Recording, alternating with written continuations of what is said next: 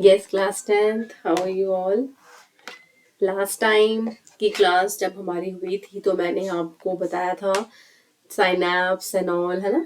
ये सब मैंने आपको बताया था। अब इस क्लास में आज हम पढ़ने वाले हैं टाइप्स ऑफ न्यूरॉन के बारे में, और थोड़ा बहुत हम पढ़ेंगे ब्रेन के बारे में। ठीक है, तो सबसे पहले मैं आपको बता रही हूँ कि जो टाइप्स ऑफ न्यूरॉन है वो क्या होते हैं। ठीक है, there are different different types of neuron. एक होता है आपका मोटर और afferent neurons, efferent sorry, sensory और एफरेंट न्यूरॉन्स, और एक होते हैं आपकी एसोसिएशन न्यूरॉन्स। ठीक है, तो अब ध्यान से सुनिए, ये इतना डिफिकल्ट नहीं है। ठीक है, सिंपल है। जैसे फॉर एग्जाम्पल मैंने आपको बताया था कि आपकी हमारी बॉडी में the CNS which is actually the brain and spinal cord. ठीक है, अब इनमें से आने और जाने वाली नर्व्स होते हैं। कुछ नर्व्स यहाँ ऊपर जाती हैं और कुछ नर्व ऊपर से नीचे आती है, माने ब्रेन तक जाती हैं और ब्रेन से नीचे आती है। सेम वे स्पाइनल कॉर्ड में कुछ नर्व्स जाती है और स्पाइनल कॉर्ड से ही वापस आ जाती है। ठीक है, तो उस बेसिस पे जो टाइप्स ऑफ न्यूरॉन है हमारे, वो 3 टाइप्स के होते हैं। ठीक है, तो एक हो गए मोटर या फिर इफरेंट बोलते हैं इनको हम। ठीक है, और डिसेंडिंग डिसेंडिंग मतलब जैसे आप सीढ़ियों पे से नीचे उतरते हो, same way when we descend from the stairs, तो motor nerves are actually coming down, right, they are coming down from brain और स्पाइनल कॉर्ड। या तो ब्रेन से आ रही है, स्पाइनल कॉर्ड से आ रही है। ठीक है, और कहाँ पे आ रही है? टू द इफेक्टर और द मसल और ग्लैंड। अब इफेक्टर कौन है? मसल है। ठीक है, जो इफेक्ट प्रोड्यूस कर रही है, या फिर ग्लैंड तक आएंगी मोटर नर्व्स। ठीक है, क्योंकि मोटर नर्व इफेक्ट प्रोड्यूस करती है, वो मसल या ग्लैंड को सप्लाई करती है। ठीक है, मैंने लास्ट क्लास में आपको बताया था, जब हम किसी गर्म चीज को टच करते हैं तो फिर हम हाथ अपना रिमूव कर लेते हैं जैसे ही हमें पता चलता है कि चीज बहुत गर्म है, राइट। तो वो क्यों हो रहा है? Because muscles are getting signals from the motor nerve, right. अब सेंसरी नर्व के बारे में बात करते हैं। जो सेंसरी नर्व्स होती हैं, they are the afferent neurons. Okay, और ये इनको हम लोग असेंडिंग भी कहते हैं। असेंडिंग मतलब है कि नीचे से ऊपर की तरफ जा रही है। अब मैंने आपको बताया था कि there are different different kind of receptors. ठीक है, तो सपोज हमारे स्किन में जो रिसेप्टर्स जो टेम्परेचर को सेंस कर रहे हैं वो तो स्किन में है ना। थर्मो रिसेप्टर्स तो हमारे स्किन में है। तो वो थर्मो रिसेप्टर्स को कौन सप्लाई कर रहा है? Sensory neuron, right. फिर ये सेंसरी न्यूरॉन मिलकर, बहुत सारे न्यूरॉन्स मिलकर सेंसरी नर्व बना देंगे। अब ये सेंसरी नर्व आपके ऊपर की तरफ जा रही है ना, ब्रेन या स्पाइनल कॉर्ड की तरफ जा रही है और सिग्नल्स को ऊपर ले जा रही है। ठीक है, तो ये जो न्यूरॉन्स होते हैं, ये ब्रेन और स्पाइनल कॉर्ड की तरफ जाते हैं सेंस ऑर्गन से। अब सेंस ऑर्गन आपके कुछ भी हो सकते हैं, आईज, नोज, ईयर, टंग, ठीक है, स्किन। तो these are your sense organ जिनसे आप अपने इन्वायरमेंट को सेंस करते हो। ठीक है, नेक्स्ट होते हैं आपके एसोसिएशन न्यूरॉन्स। अब जो एसोसिएशन न्यूरॉन्स है, ये क्या है? ये सिंपल है कि ये इंटरकनेक्ट करते हैं सेंसरी और मोटर को। भाई अब जो सेंसरी इंफॉर्मेशन लेकर गया ऊपर, मोटर नीचे लेकर आएगा इन्फॉर्मेशन वापस। ठीक है, लेकिन सेंसरी और मोटर के बीच में कुछ तो कनेक्शन होना चाहिए ना, कनेक्टिंग वायर्स।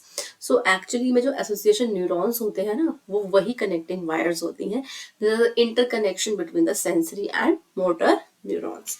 ठीक है, कमिंग ऑन टू नेक्स्ट, जो आपकी नर्व्स होती हैं। अब नर्व्स मैंने आपको बताया था कि ये थ्रेड लाइक स्ट्रक्चर्स होते हैं that emerge from the brain, है ना। ये ब्रेन से एमर्ज होते हैं, they are emerging out from the brain and the spinal cord. ठीक है, and they are responsible for carrying the messages to all parts of body. They are to carrying the messages from to the all parts of body. Brain से signals लेकर आ रहे हैं, पूरी body में information दे रहे हैं। अब नर्व्स भी 3 टाइप की होती है। जैसे मैं आपको न्यूरॉन्स बताए थे, ऐसी नर्व्स हो जाएंगी। जब न्यूरॉन्स आपस में इकट्ठे होंगे, टिश्यूज बना देंगे, तो वो नर्व्स बन जाएंगी। ठीक है, सिंपल। तो न्यूरॉन्स जो होते हैं, वो सिग्नल्स को फायर कर सकते हैं at a speed of around 119 metre per second, और it can be above 428 kilometre per hour. This is very very high speed, और इतनी हाई स्पीड होती है कि जब जो मैं आपको बोल रही हूँ वो आप इजीली समझ पा रहे हो, उसको उसी टाइम आप समझ रहे हो, एनालाइज कर रहे हो। ठीक है, तो your the power of your brain and the power of your nerve is very very high. Okay, so sensory nerves जो होती हैं, they send messages from all receptors, means all the sense organs, be it eyes, ears, tongue etcetera, to the brain और spinal cord. Okay, तो brain और spinal cord तक sensory nerves information लेके जा रही है। असेंडिंग है कि ब्रेन सेंस ऑर्गन से ब्रेन की तरफ जा रही है। ठीक है, मोटर न्यूरॉन, मोटर नर्व्स क्या है? वो डिसेंडिंग है, वो ब्रेन से सिग्नल्स वापस नीचे लेकर आ रही है इफेक्टर ऑर्गन्स की तरफ। ठीक है, इफेक्टर ऑर्गन तक। ठीक है। और मिक्स्ड नर्व यहाँ पे थोड़ा सा डिफरेंट है, ये एसोसिएशन न्यूरॉन से थोड़े से डिफरेंट होते हैं। ये जो मिक्स नर्व होती है इनमें सेंसरी और मोटर नर्व्स है ना, दोनों के मतलब दोनों के फायदे मिलेंगे आपको, सेंसरी भी मोटर के भी। ठीक है, तो ये जो नर्व्स होती है मिक्स्ड होती है, दोनों फंक्शन शो करती हैं। ठीक है, मोस्टली स्पाइनल नर्व्स और क्रेनियल नर्व्स है ना। क्रेनियल नर्व्स भी कई बार कुछ कुछ ऐसी क्रेनियल नर्व्स हैं जो प्योर मोटर है, कुछ ऐसे क्रेनियल नर्व्स हैं जो प्योर सेंसरी है, और कुछ ऐसी क्रेनियल नर्व्स हैं जो मिक्स्ड है। ठीक है, लेकिन spinal nerves they are all having sensory and motor mix. ठीक है, स्पाइनल नर्व्स मिक्स है। लेकिन क्रेनियल नर्व्स निकल कहाँ से रही है, वो ब्रेन से आ रही है ना। कहाँ से आ रही है, ब्रेन। ब्रेन को कौन ढक रहा है, क्रेनियम। तो क्रेनियम और ब्रेन की तरफ से नर्व्स निकल कर आती हैं, और ये जो सिग्नल्स कैरी करती हैं ये सीएनएस तक ही कैरी करती हैं, और आपके फेस पे ये नर्व्स आके एंड हो जाती है।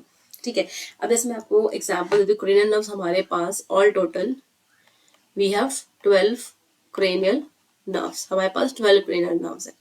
ठीक है, I'll just give you an example of few, like there's a nerve called trochlear nerve, there's a nerve called as trigeminal nerve, okay, there's a nerve called as facial nerve. ठीक है, ये जो सारी नर्व्स हैं, like there are many nerves, vestibular, facial, vagus. तो ये सारी जो क्रेनियल नर्व्स होती हैं they are all total 12 cranial nerves. और जैसे फेशियल नर्व की अगर मैं बात करूँ तो ये नर्व आपके फेस पे आती है। ठीक है, लेकिन फेस पे भी जो है वो डिफरेंट डिफरेंट काइंड की नर्व्स होती हैं, जैसे ट्रैक्लियर नर्व हो गए, ट्राइजेमाइनल नर्व हो गए।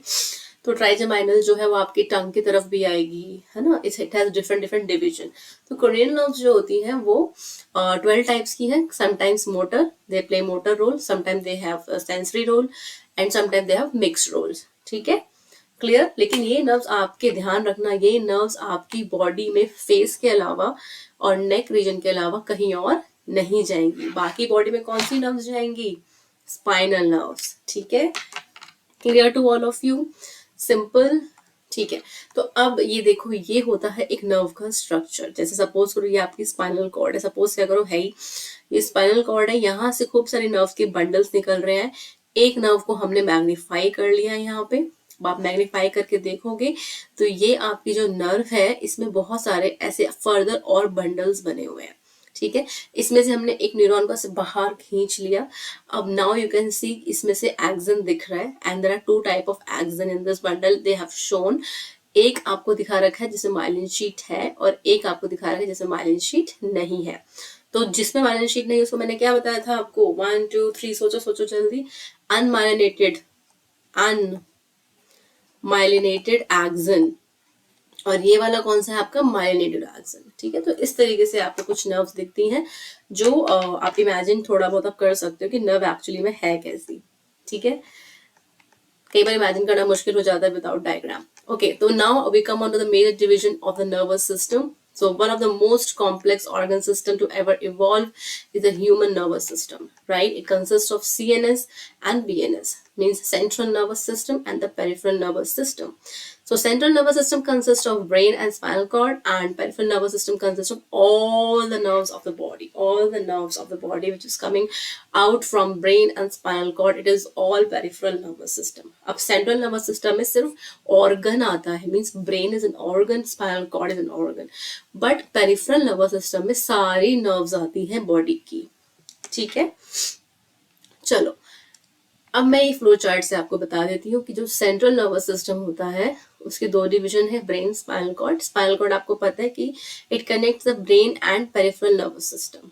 ठीक है, और पेरिफेरल नर्वस सिस्टम क्या करता है, it carries the message to and from, मतलब मैसेजेस को कैरी करता है टुवर्ड्स द ब्रेन और towards the CNS and from the CNS. अब सीएनएस जब भी मैं बोल रही हूँ तो आप ध्यान रखोगे कि इसमें ब्रेन और स्पाइनल कॉर्ड दोनों की बातें हो रही हैं, सिर्फ ब्रेन की बात नहीं हो रही है। तो whenever I am talking about CNS तो इसका मतलब है कि ब्रेन और स्पाइनल कॉर्ड दोनों की बात कर रहे हैं। ठीक है, तो पेरिफेरल नर्वस सिस्टम क्या कर रहा है, सीएनएस तक इंफॉर्मेशन लेके जाता है, ठीक है, या फिर सीएनएस से वापस लेकर आता है। ठीक है, दोनों काम कर रहे हैं, लेकर भी जा रहा है इंफॉर्मेशन सीएनएस तक और वापस भी लेकर आ रहा है। ठीक है, somatic nervous system, somatic nervous system is that type of nervous system. अब पेरिफेरल को 2 में डिवाइड कर रहे हैं, सोमैटिक और ऑटोनॉमिक। ठीक है बच्चों, तो जो सोमैटिक नर्वस सिस्टम है वो कंट्रोल कर रहा है आपके वॉलेंट्री मसल्स को। मोस्टली हमारी वॉलेंट्री मसल्स, कौन सी मसल्स होती है वॉलेंट्री, कौन सी मसल होती है? Skeletal, right. कार्डियक और स्मूथ दोनों कौन सी होती हैं? इनवॉलेंट्री, ठीक है। तो जो आपकी स्केलेटल मसल्स हैं, जो वॉलेंट्री मसल्स हैं आपकी, दे इनको कंट्रोल कर रही है सोमैटिक नर्वस सिस्टम, ठीक है। And transmit sensory information to CNS. CNS तक सेंसरी इंफॉर्मेशन भी वो दे रहा है, सेंसरी इंफॉर्मेशन, ठीक है। लेकिन जो ऑटोनॉमिक नर्वस सिस्टम है, आप सेंसरी का मतलब समझ रहे हो ना कि यहाँ पे मिक्स काम हो रहा है। ये आपकी वॉलेंट्री मसल को भी कंट्रोल कर रहा है और ये सेंसरी इंफॉर्मेशन भी सीएनएस तक पहुंचा रहा है। माने कि इसमें से जो सोमैटिक नर्वस सिस्टम है, आपकी सेंसरी नर्व भी है और मोटर नर्व भी इन्वॉल्व है। ऐसा नहीं है कि सिर्फ मोटर नर्व इन्वॉल्व है, दोनों ही इन्वॉल्व है। पहले तो वो क्या करता है, आपकी सेंसरी नर्व से सिग्नल सीएनएस तक पहुंचाता है, फिर उसके बाद सोमैटिक नर्वस सिस्टम के थ्रू जो इन्फॉर्मेशन है सीएनएस से वापस it comes to your voluntary muscles, not all type of muscles, right. सिर्फ वॉलेंट्री मसल की बात कर रहे हैं। अब ऑटोनॉमिक नर्वस सिस्टम की बात करें तो it controls the involuntary body function. तो आपके इनवॉलेंट्री बॉडी फंक्शंस कौन से हैं? सोचोगे, वहां पे जोर डालोगे तो आपको समझ में आएगा कि जो हार्ट बीट है ना, डाइजेशन है, रेस्पिरेशन है, these are your involuntary actions. Excretion, जब ब्लैडर में बहुत यूरिन फेल हो जाता है तो ब्लैडर स्ट्रेच हो जाता है और स्ट्रेच होने के बाद यूरिन एक्सक्रीट हो जाता है, तो that is also involuntary function, ठीक है। अब ब्लैडर कितना फुल हो रहा है, क्या हो रहा है, ये आपको तो नहीं पता है, राइट। सो जितने भी आपके इनवॉलेंटरी मसल्स हैं, like the smooth muscles and the cardiac muscles, तो उनको कंट्रोल करता है एएनएस। Good enough. एएनएस को फर्दर दो डिवीजन में डिवाइड करते हैं, सिंपैथेटिक एंड पैरासिम्पैथेटिक। तो जो सिंपैथेटिक नर्वस सिस्टम है, it arouses body to expend energy. ये बोलता है और काम करो, और काम करो, तेजी से काम करो, ठीक है, थोड़ा और रेट हाई करो, ठीक है। तो जैसे फॉर एग्जांपल मैं आपको छोटा सा एग्जांपल देती हूँ कि जब हम रनिंग करते हैं तो आपने देखा होगा कि जब आप रन करते हो तो आपकी बॉडी की काफी ज्यादा एनर्जी यूटिलाइज होती है, ठीक है। सब कुछ बहुत तेजी से बढ़ने लगता है, ऑक्सीजन के लेवल्स, मसल्स बहुत तेजी से यूटिलाइज करने लगती हैं, ठीक है। और हार्ट रेट, सबसे important, heart rate and respiratory rate दोनों ही कुछ ज्यादा ही बढ़ जाते हैं, ठीक है। क्योंकि हमारा जो हार्ट है वो जितनी जल्दी जल्दी जल्दी पंप करता है ब्लड, ठीक है। और रेस्पिरेटरी रेट इसीलिए बढ़ जाता है क्योंकि जब आप रनिंग करते हो तो उस टाइम पे आपकी बॉडी बहुत सारा CO2 जनरेट करती है। तो you must have seen that while running you tend to expire most, like ऐसे करते हो, ठीक है। तो you tend to expire CO2 more. So in that case the sympathetic nervous system is increasing your heart rate, it increasing your respiratory rate. But the parasympathetic nervous system, it says your body to chill, to calm down, okay. So when you sit back, आपने running का 1 round, 2 round, 3 round, जितने भी round थे आपने पूरे कर लिए, तो आप आराम से आके बैठ जाओगे। And when you sit back and relax, your parasympathetic nervous system, what does it do? It calms your body and conserve and maintain the energy levels back. तो वही जो हार्ट रेट है वो वापस अपना नॉर्मल पे 72 to 80 बीट्स पर minute तक आ जाएगा। Good enough. रेस्पिरेटरी रेट भी कम हो जाएगा, आप रिलैक्स हो जाओगे, सारे सिस्टम रिलैक्स हो जाएंगे, चिल हो जाएंगे, ठीक है। तो ये सारा जो डिवीजन था, it is of nervous system, समझ में आ गया। अब नेक्स्ट मूव करेंगे हम पेरिफेरल नर्वस सिस्टम। तो पेरिफेरल नर्वस सिस्टम जो होता है आपका, this is the lateral part of the nervous system that develop from CNS, which CNS का मतलब समझ गए ना, स्पाइनल कॉर्ड एंड ब्रेन।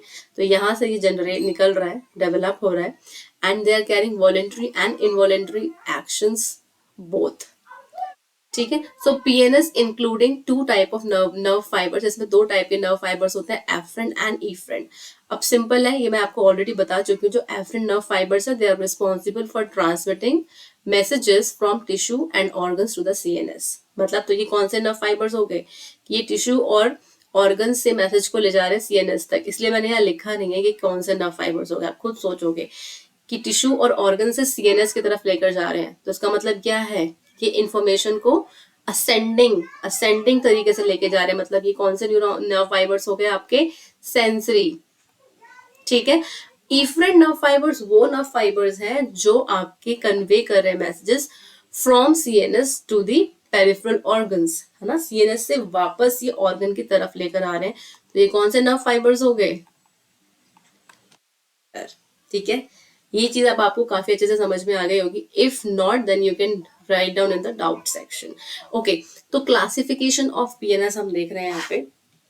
यहाँ पे सोमैटिक नर्वस सिस्टम और ऑटोनॉमिक नर्वस सिस्टम मैंने आपको बता चुकी हूँ। ठीक है, इसके दो डिविजन्स मैं आपको बता चुकी हूँ in this flow chart only. You can read out the things written over here. जैसे मैंने आपको एएनएस में बताया था कि ये आपके इनवॉलेंट्री फंक्शंस को कंट्रोल कर रहा है।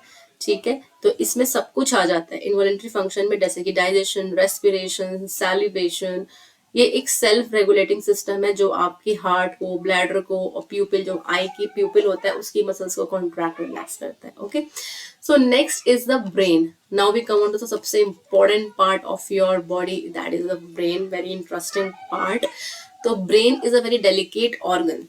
तो ब्रेन जो होता है ना, ये बहुत डेलिकेट ऑर्गन है। ये it's well protected inside the brain box, है ना। हमारा जो ब्रेन बॉक्स है इसको हम लोग कहते हैं क्रेनियम।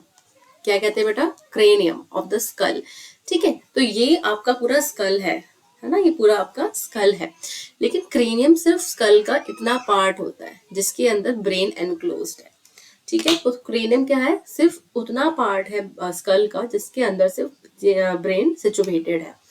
तो ब्रेन का जो एक्चुअल वेट है वो 1.35 किलोग्राम होता है और 2% टोटल बॉडी वेट का ये 1.35 जो है 2% है पूरे टोटल बॉडी वेट का। और 80% वाटर से बना है ब्रेन और 25% ऑक्सीजन कंज्यूम करता है ये, total oxygen which is taken into body, है ना। तो मोर देन 25% ऑक्सीजन ब्रेन तक जा रही है। तो ब्रेन को बहुत सारी ऑक्सीजन चाहिए। कई बार ऐसा होता है कि ब्रेन को ऑक्सीजन पूरी तरीके से नहीं मिलेगी तो फंक्शन स्लो डाउन हो जाएंगे, कंफ्यूजन की स्टेट आ जाएगी, है ना। आप जो भी डेली वर्क है ठीक से नहीं कर पाओगे। तो सेम वे जब एक मदर प्रेग्नेंट होती है तो उस टाइम पे जब बेबी डिलीवर हो रहा होता है, सपोज 9th मंथ कंप्लीट हो गए and baby is now about to get delivered, so at that time when the baby does not get enough oxygen in the brain, then at that time the baby can undergo a condition called as cerebral palsy. ये थोड़ा सा extra मैं आपको बता रही हूँ, cerebral palsy.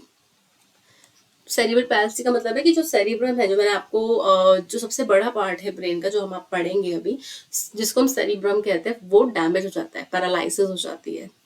Palsy का मतलब है it is undergoing some malfunction. Okay, तो वो प्रॉपरली काम नहीं कर पाएगा, तो बहुत सारी चीजें बॉडी में उससे खराब हो जाएंगी। ठीक है, तो इसीलिए ब्रेन को जो ऑक्सीजन है वो बहुत बहुत इंपॉर्टेंट है। उसको उतनी ही अमाउंट में ऑक्सीजन मिलना चाहिए जितना उसको चाहिए। ठीक है, तो कवरिंग्स क्या है ब्रेन की? अब ब्रेन एक्चुअली में देखो, क्रेनियम तो है ही ब्रेन के पास, लेकिन ब्रेन के ऊपर और भी कुछ प्रोटेक्शन होना चाहिए, है ना। Brain is a very delicate organ and it needs to have very good protection. ठीक है, तो ब्रेन के ऊपर क्रेनियम के अलावा अगर आप देखो तो ब्रेन के ऊपर जो है 3 कवरिंग्स और होती है। ठीक है, ये मेम्ब्रेनस कवरिंग्स होती है, इनको हम बोलते हैं मेनिंजीज। क्या बोलते हैं? मेनिंजीज। और ये ब्रेन से लेकर स्पाइनल कॉर्ड तक जाती है, मतलब ये पूरे ब्रेन को तो ढकती ही है, स्पाइनल कॉर्ड को भी कवर करते हुए जाती है। ठीक है, तो मेनिंजीज क्या होते हैं? We have 3 meninges. ठीक है, तो हम लोग बाहर से अंदर की तरफ देखेंगे कि जो मेनिंजीज होती हैं, आपको एक बार डायग्राम में भी दिखा देती हूँ मैं, कि देखो ये है आपकी स्कल बोन, है ना, जिसको हम क्या कह रहे हैं? क्रेनियम। अब मैं आपको पूरा स्कल बता रही थी, ये देखो ये पूरा स्कल है बेटा। ठीक है, ये पूरा क्या है? स्कल, जिसमें से सिर्फ इतना पार्ट इज द क्रेनियम। ठीक है, तो अब ये समझ लो आप क्रेनियम है। ठीक है, स्कल का जो पार्ट है क्रेनियम। इसके बाद ये मेनिंजीज स्टार्ट हो जाती है। पहली जो आउटर लेयर है मेनिंजीज की, ड्यूरामेटर होती है। सेकेंड लेयर जो मेनिंजीज की होती है वो एरिकनॉइड मेटर होती है। और जो थर्ड लेयर होती है मेनिंजीज की वो पायामेटर होती है। ठीक है, ठीक है। DAP DAP DAP DAP DAP DAP, तो डैप का मतलब क्या है? Dura, D, dab. ए का मतलब है एरिकनॉइड, ए। पी का मतलब है पायामेटर। ठीक है, तो ये हो गया आपका डैप, ड्यूरा, एरिकनॉइड, पाया। तो जो ड्यूरा मेटर है वो आउटर मोस्ट है और ये टफ फाइबर से बनी है। ये बहुत टफ होनी चाहिए क्योंकि सबसे ऊपर की लेयर है, अगर यही डैमेज हो गई तो फिर कोई फायदा नहीं है मेनिंजीज के होने का। तो थोड़ी बहुत चोट लगती है जब बच्चा गिर जाता है, या कई बार आप भी गिर जाते हो। लेकिन रोड ट्रैफिक एक्सीडेंट की बात करेंगे तो वहां पर भाई कोई पक्की बात नहीं है कि ये मेनिंजीज डैमेज होने से बचाएंगी या नहीं बचाएंगी।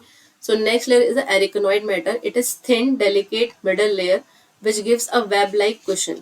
ठीक है, तो ये एक वेब लाइक क्वेश्चन बनाती हैं, जैसे वेब लाइक का मतलब जैसे स्पाइडर वेब बनाती है, इस तरीके से चारों तरफ वो ऐसे ऐसे वेब बना देती है। तो ये इस तरीके से वेब लाइक क्वेश्चन फॉर्म करते हैं, जिसको हम लोग विली भी कहते हैं। ठीक है, इनमें से कुछ ये वेब लाइक स्ट्रक्चर निकलते हैं, जिसको हम लोग एरिकनॉइड विली भी कहते हैं। ठीक है, या फिर इसका एक और नाम होता है, इसको हम लोग कोरियोनिक विली भी कहते हैं। कोरियोनिक विली भी कहते हैं।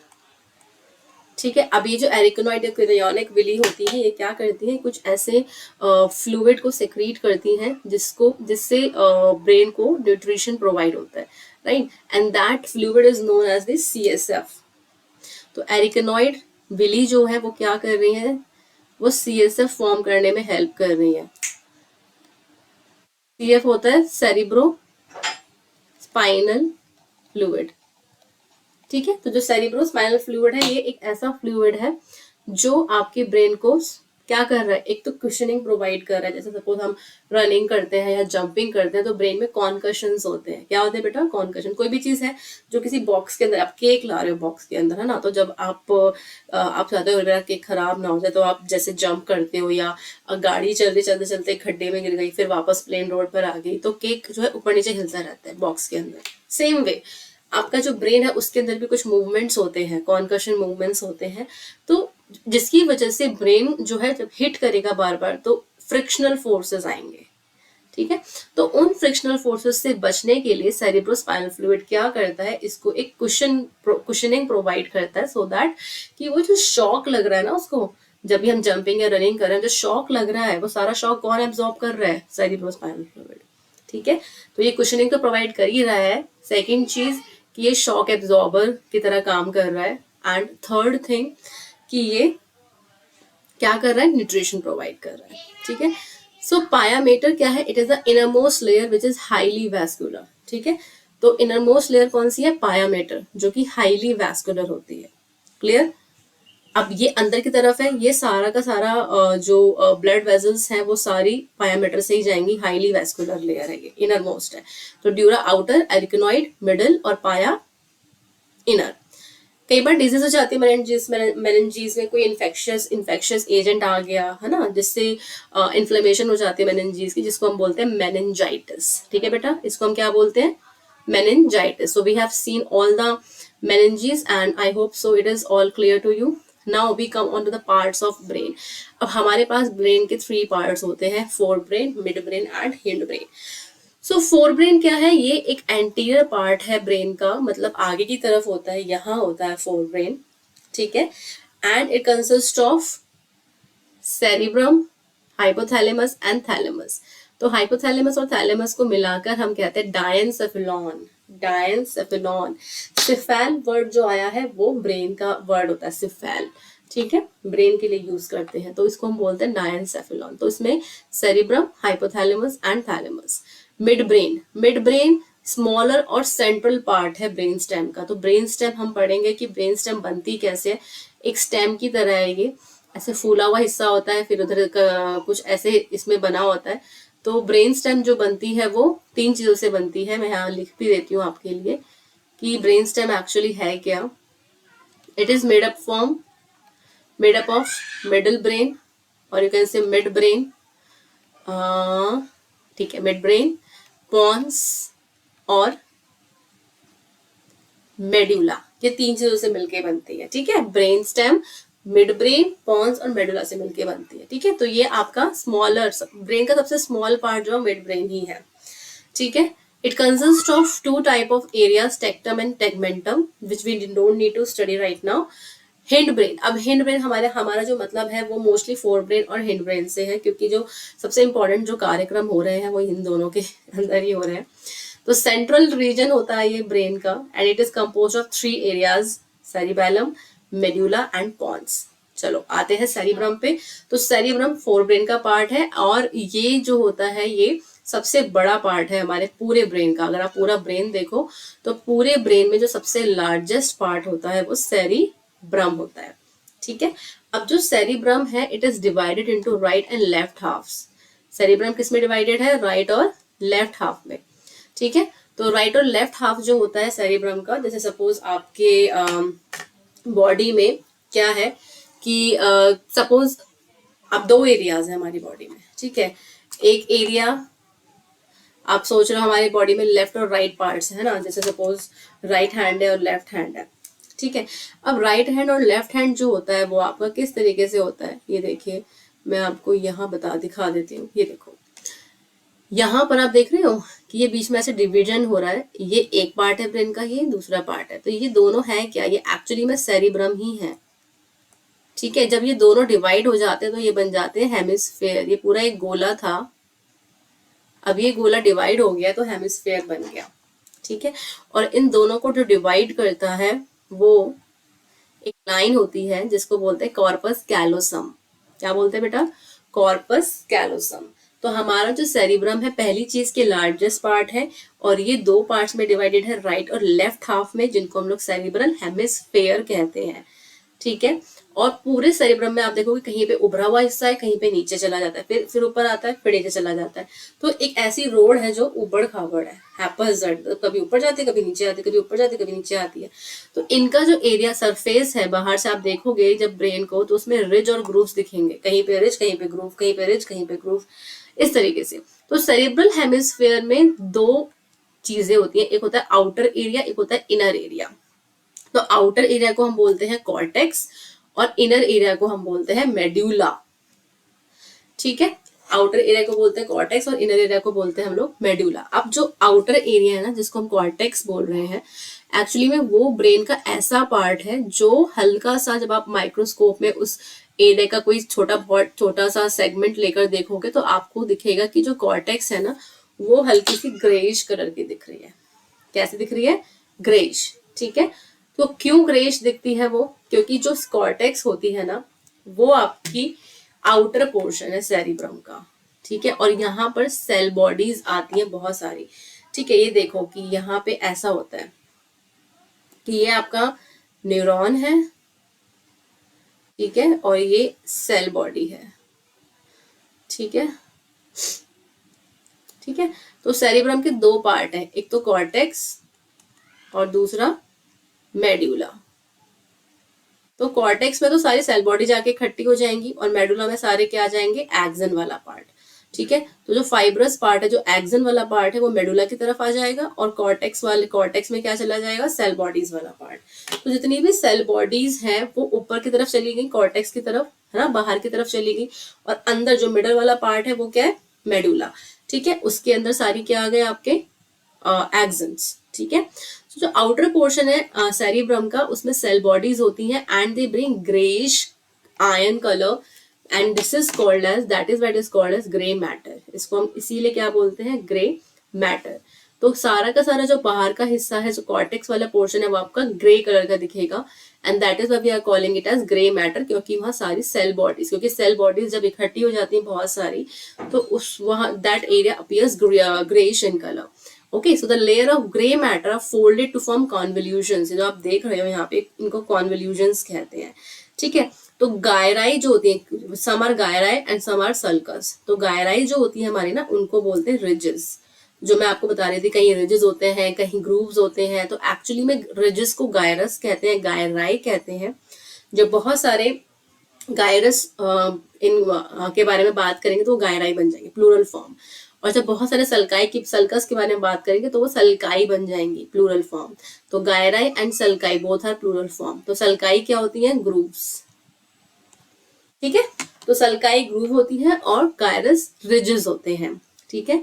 तो गायराई ये है, ये वाला पोर्शन, और सल्कस जब ये पोर्शन अंदर की तरफ ऐसे घुस जाता है, ऐसे अंदर की तरफ चला जाएगा, ये सब क्या है, ये सल्काई है। और जो ऊपर वाला पोर्शन है ये गायराई है, ठीक है, clear. So cortex, now we come on to medulla. तो मेडुला क्या है बेटा, देखो मेडुला जो है वो, medulla is the inner part of your, medulla is the inner part. अब मेडुला क्या है, इनर पार्ट है। जैसे आपका कॉर्टेक्स होता है ऐसे ही आपका मेडुला होता है, ठीक है। तो medulla is the inner part and ये व्हाइटिश कलर का दिखता है। कैसा दिखेगा, व्हाइटिश कलर का। तो व्हाइटिश कलर का दिखेगा तो क्या होगा, इसके अंदर जो है मोस्टली एक्सन आ रहे हैं, है ना। सेल बॉडीज तो ऊपर चली गई थी, जैसे आप यहाँ देख रहे हो, सेल बॉडीज तो ग्रे मैटर की तरफ चली गई थी, है ना।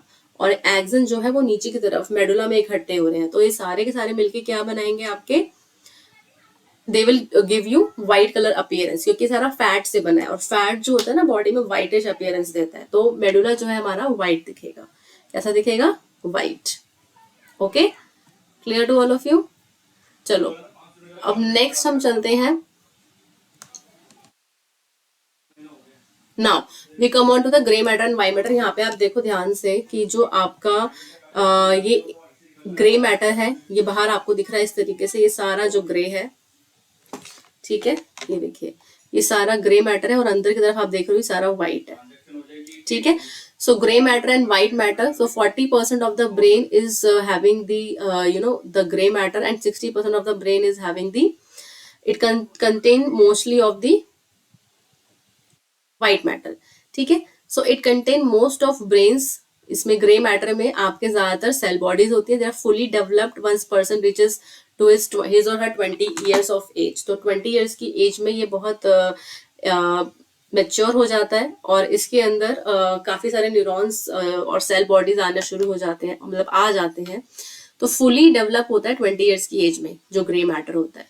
And it mostly conducts and processes and sends the information to various part of body, ठीक है।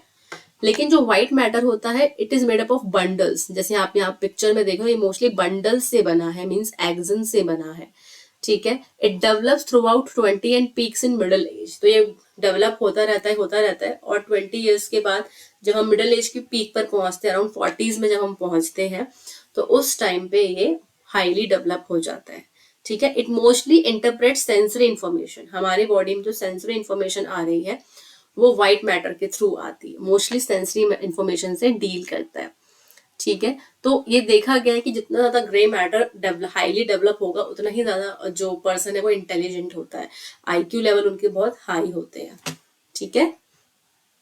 अच्छा, तो हम नेक्स्ट आते हैं कॉर्पस कैलोजम पे।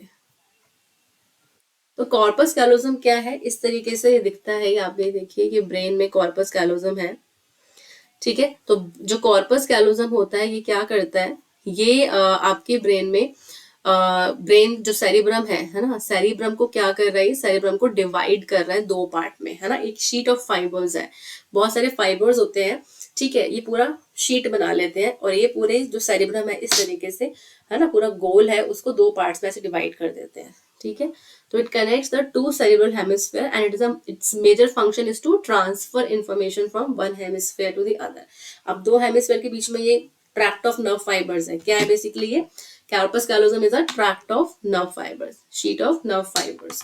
तो एक एक इंफॉर्मेशन, जो इंफॉर्मेशन है वो एक हिस्से से दूसरे हिस्से में जा रही है, ठीक है। It is transferring the information from one hemisphere to the other hemisphere. Clear है ना? तो ये हो गया आपका कॉर्पस कैलोजम, जो मैंने आपको सेरिब्रम में बताया था, ठीक है। तो अब जो आपका जस्ट वेट,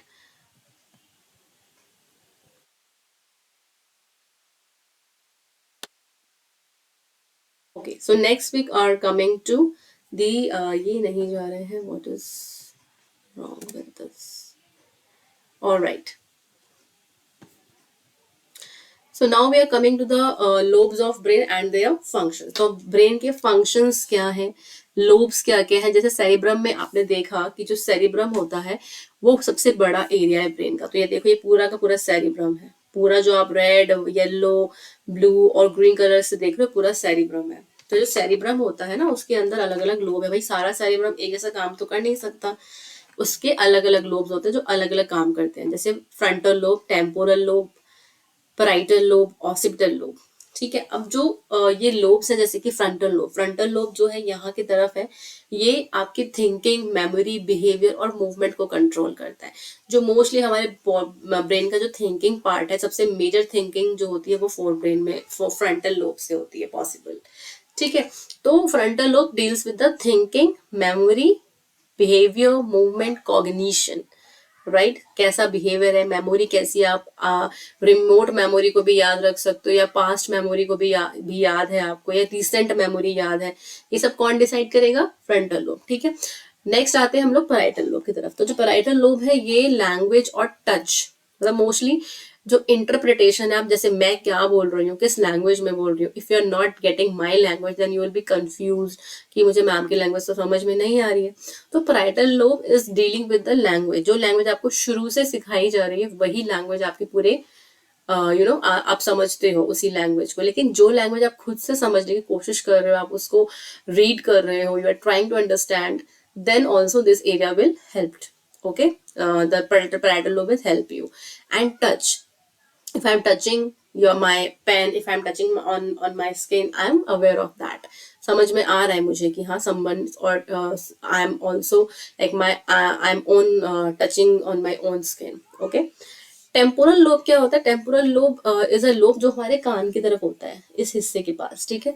तो जो टेम्पोरल लोब होता है ना बेटा, वो हियरिंग, लर्निंग और फीलिंग्स, अब जैसे जब आप कोई चीज सुन रहे हो, उसको इंटरप्रेट भी करो, समझ भी रहे हो, ऐसा तो नहीं कि सिर्फ सुन रहे हो समझ नहीं रहे हो, तो इसीलिए हियरिंग एंड लर्निंग दोनों जुड़े हुए हैं। और फीलिंग्स, ये एक सबसे इंपॉर्टेंट चीज है कि आप सुनकर पता लगा सकते हो कि वो सामने वाला इंसान क्या सोच रहा है। Is he or she feeling emotional? If he or she is feeling very बहुत ज़्यादा रूड है, या किस टाइप का बिहेवियर है, किस टोन में वो बात कर रहा है, तो वो फीलिंग्स को आप समझ सकते हो, ठीक है। ऑक्सीपिटल लोब जो होता है वो कोरा कोरा हमारे आईज पे काम करता है। इसका पूरा काम ही है आईज को देखना, साइट, ठीक है, हमारी साइट को देखना, आई साइट। ओके, क्लियर हो गया इतना? तो ये जो हमारे थे ये सारे के सारे आपके ब्रेन के सेरिब्रम के लोब्स थे, ठीक है। तो सेरिब्रम का जो मेन काम है वो है थिंकिंग, रीजन आउट करना, इन्वेंट करना, प्लान करना, मेमोराइज करना, मोटा मोटा जो मैं आपको बता रही हूँ पूरे सेरिब्रम का। पहले तो मैंने आपको बता दिया सेरिब्रम के लोब्स, ठीक है, लोब्स के फंक्शन बता दिए, लेकिन पूरा जो अगर हम देखें इकट्ठा, तो ये सारे फंक्शन, जितने भी लोब्स के फंक्शन बताए हैं मैंने आपको, वो सारे फंक्शन आप सेरिब्रम में डाल दो इकट्ठे करके, ठीक है। सबकॉन्शियस और अनकॉन्शियस माइंड भी आपका सेरिब्रम में ही होता है। जो हम सबकॉन्शियसली सोच रहे हैं, हम ड्रीम्स देख रहे हैं, वो भी सेरिब्रम में ही होता है। अदर एरियाज जो है फोर ब्रेन के, वो थैलेमस और हाइपोथैलेमस होता है। जो थैलेमस है आपका, वो पेन और प्रेशर के इम्पल्सेस को ब्रेन तक ले जाता है। मोस्टली ये पेन और प्रेशर, दर्द हो रहा है कहीं पे, आपको चुभ रहा है ना, प्रेशर, जैसे ऐसे मैंने टच किया किसी को, प्रेशर लगाया हैंड पे, तो ये प्रेशर के सिग्नल्स, पेन के सिग्नल्स जो है थैलेमस ले जाता है आपके सेरिब्रम तक। इसका मेन काम यही है। वैसे थैलेमस जो है ना, ये एक ऐसा एरिया है जहां से कुछ भी ऊपर जा सकता है, ये एक रास्ता है। जैसे suppose when you are crossing the bridge and going on to the main road, तो ब्रिज किस तरह से काम करता है, सारे व्हीकल्स वहीं से जा रहे हैं, है ना, important vehicles, heavy duty vehicles, सब कुछ वहीं से जा रहे हैं। तो थैलेमस जो है वो मेनली पेन और प्रेशर से डील करता है, बट एक्चुअली में सेरेब्रम से कुछ भी जो सिग्नल्स होंगे सेरिब्रम तक जा रहे हैं, वो थैलेमस को क्रॉस करके ही जाएंगे, चाहे वो सेंसरी सिग्नल्स हो, चाहे वो मोटर सिग्नल्स हो, ठीक है बेटा, सिंपल। अब हाइपोथैलेमस क्या है? ये थैलेमस, अब हाइपो का मतलब क्या? हाइपो मतलब थैलेमस के नीचे। तो कोई भी चीज जो जिसमें हाइपो वर्ड लग जाता है, that means on the down side, lower side. तो थैलेमस के नीचे आता है आपका हाइपोथैलेमस। तो ये है आपका हाइपोथैलेमस। ये देखो, ये जो ब्लूइश कलर की जो नदी सी बह रही है छोटी सी, इसको हाइपोथैलेमस कहते हैं। ये आपके बॉडी टेम्परेचर को कंट्रोल करता है, थर्स्ट और हंगर को कंट्रोल करता है, ठीक है। मेनली जो बॉडी का थर्मोस्टैट है, जो हमारा नॉर्मल टेम्परेचर है, वो इसी से डिसाइड होता है, हाइपोथैलेमस से। तो it is a thermostat of your body, ठीक है। तो hypothalamus decide the normal temperature of your body. It also control the thirst and hunger, प्यास लगना, भूख लगना। थैलेमस के अंदर कुछ ऐसे सेंटर्स होते हैं जो हमारे बॉडी में थर्स्ट और हंगर को कंट्रोल करते हैं, ठीक है। It also controls the working of pituitary gland. अब पिट्यूटरी ग्लैंड आप यहाँ देख सकते हो, छोटा सा ये ग्रेप जैसा स्ट्रक्चर है यहाँ पे, इसको हम पिट्यूटरी ग्लैंड कहते हैं, ठीक है। तो पिट्यूटरी ग्लैंड जो है वो एक्चुअली में एंडोक्राइन सिस्टम से रिलेटेड है। ये हॉर्मोन्स को सिक्रीट करने में हेल्प करता है।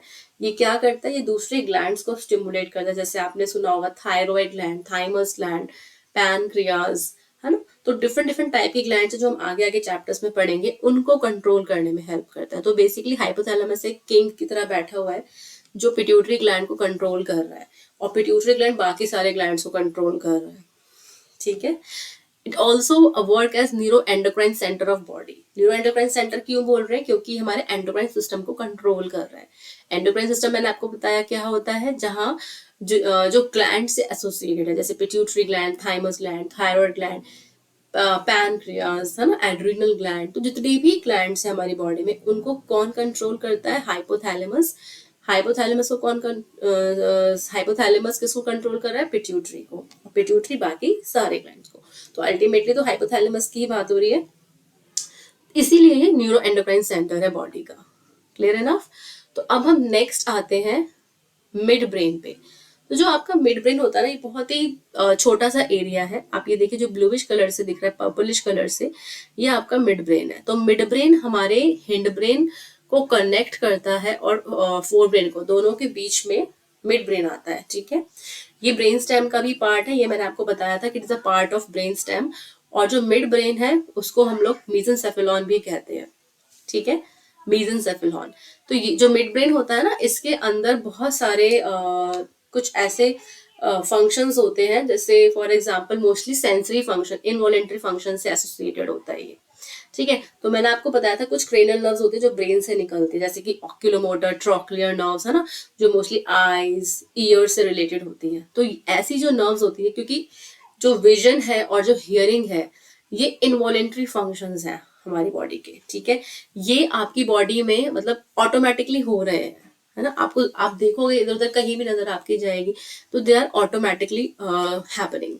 ओके, तो ये आपके जो ऑक्यूलोमोटर और ट्रोक्लियर नर्व्स हैं, ये ऐसी नर्व्स होती हैं जो आपके ईयर और आई से रिलेटेड होती है। और ये इंफॉर्मेशन जो हियरिंग की और विजुअल इंफॉर्मेशन, जैसे ऑक्यूलोमोटर एंड ऑक्यूलोमीटर किससे रिलेटेड है? आपकी ऑडिटरी सिग्नल्स और विजुअल के लिए ट्रोक्लियर नर्व्स। ठीक है, तो ये जो नर्व्स होती है, ये क्या करती है? ये ऑडिटरी और विजुअल सिग्नल्स लेकर जाती हैं आपके ब्रेन तक। ठीक है, तो ये मिड ब्रेन तक लेके जा रहे हैं एक्चुअली में। ठीक है, तो मिड ब्रेन जो है मोस्टली ऑडिटरी और विजुअल इंफॉर्मेशन के लिए इंपॉर्टेंट है। और आई मूवमेंट, आईलिड मूवमेंट, क्योंकि ज्यादातर जो मैंने आपको बताया कि मिड ब्रेन जो है वो इनवॉलेंटरी मूवमेंट्स में को कंट्रोल करता है, जैसे कि eye movement, hearing and all, इन सबको। ठीक है, तो लास्ट मोस्टली आप याद रखना, इनवॉलेंटरी मूवमेंट्स को ही कंट्रोल करता है मिड ब्रेन, जैसे कि हियरिंग, विजन, है ना, अलॉन्ग विद हिंड ब्रेन। तो हिंड ब्रेन पे आते हैं। हिंड ब्रेन में आपके 3 एरियाज होते हैं, पॉन्स, मेडुला एंड सेरिबेलम। ठीक है, तो पॉन्स, तो अब एक्चुअली में पॉन्स, जो सेरिबेलम है, it is the mostly you can से the second largest part of the brain. पहला लार्जेस्ट पार्ट कौन सा है आपका? सेरिब्रम। और cerebellum is the second largest part, जो कि हिंड ब्रेन का पार्ट है। ठीक है, तो हिंड ब्रेन जो होता है वो इस तरीके से, जैसे आप यहाँ देख सकते हो, ये आपका सेरिबेलम है, this is the cerebellum, and this is here this is pons, and here there is medulla. Okay, तो इस तरीके से आपके पॉन्स, मेडुला होते हैं, ये सेरिबेलम होता है। ठीक है, तो सेरिबेलम एक्चुअली कर क्या रहा है? बैलेंस एंड कोऑर्डिनेशन में हेल्प कर रहा है। It senses the equilibrium. When I say you to stand on one limb, here you are performing the balance। ठीक है, डिसाइड होगा कि आप कितनी देर तक खड़े हो सकते हो। so it basically senses the equilibrium, it transfers the information from one area to the other, coordinates the eye movement। अब देखो, मैंने मिड ब्रेन में बताया था कि आई मूवमेंट कंट्रोल हो रही है, तो हिंड ब्रेन और मिड ब्रेन दोनों क्लोजली वर्क करते हैं। ठीक है, it enable precision control, like when I am doing knitting or when I'm writing, so at that time this is very very important। तो cerebellum ही ये सब चीजें करवा रहा है। precision, very precise work। okay, coordination and maintain body balance, posture while running, swimming, riding, run or walking। okay, तो posture and balance। pons जो है, ये एक ऐसा सेंटर है जो मिड ब्रेन और मेडुला के बीच में होता है। जैसे यहाँ आपका मिड ब्रेन है, ये पॉन्स है, और ये आपका मेडुला है। ठीक है, clear to all of you? तो जो आपका बेसिकली पॉन्स है, ये क्या कर रहा है कि ये कंट्रोल कर रहा है आपके स्लीप साइकिल्स को, और मोस्टली ये रेस्पिरेशन में हेल्प करता है। जैसे आप, हमारी बॉडी में रेस्पिरेशन में हर इंस्पिरेशन के बाद क्या आता है? एक्सपिरेशन। तो जो हमारी रिदम है ना, इंस्पिरेशन और एक्सपिरेशन की, ये जो फ्रीक्वेंसी है, ये कौन रेगुलेट करता है? पॉन्स। क्लियर?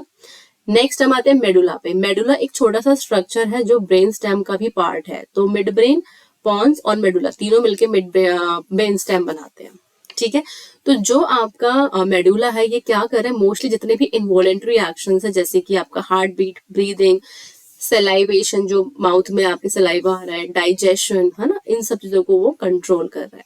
तो it is controlling the bodies autonomic functions. Autonomic function जैसे हार्ट बीट, रेस्पिरेटरी रेट, है ना, डाइजेशन, सैलिवेशन, इवन वॉमिटिंग, ठीक है। So it is controlling all the involuntary functions of your body. Okay, clear to all of you? So it also plays a primary role in connecting the spinal cord, pons and cerebral cortex.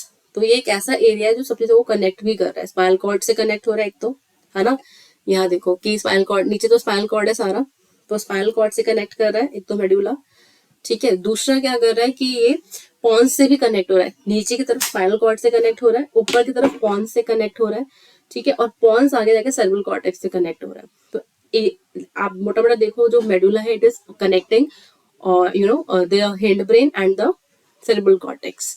Okay, so this is the brain. I hope you all understood what brain is and the functioning of each and every part of the brain. So bye all of you. Hope you understood the lecture.